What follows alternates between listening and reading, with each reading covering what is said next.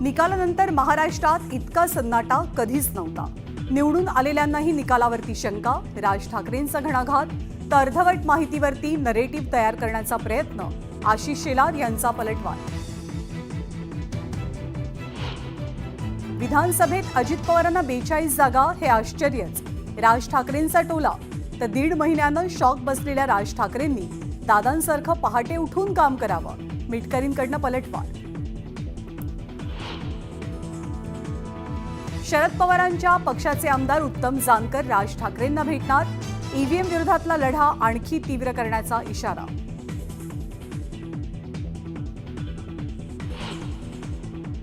विकास कामं करताना कुणीही खंडणी मागता कामा नये, अन्यथा मकोका लावायला मागे पुढे पाहणार नाही, बीडच्या दौऱ्यात पालकमंत्री अजितदादांचा सज्जड दम।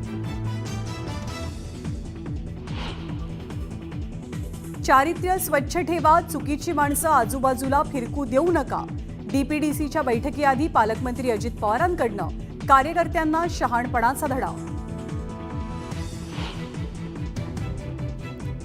देशमुख हत्या प्रकरणातील आरोपी कृष्णा आंधळे अजूनही का सापडत नाही, अजित पवारांनी बीड पोलीस प्रशासनाला विचारला जाब।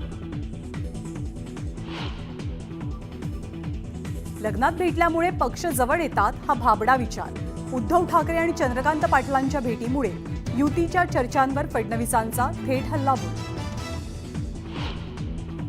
पोलिसांच्या मारहाणीत सोमनाथ सूर्यवंशीचा मृत्यू, परभणीतील मोर्चातनं सोमनाथ सूर्यवंशीच्या आईचा आरोप।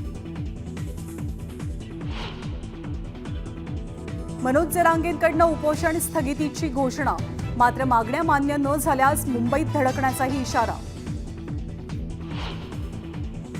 पुण्यामध्ये पाण्यासाठी शिवसेना उबाठा कार्यकर्त्यांचा हंडा मोर्चा, आंदोलकांकडनं पुणे पालिकेविरोधात घोषणाबाजी, संतप्त आंदोलकांनी कार्यालयावरती हंडे फेकले।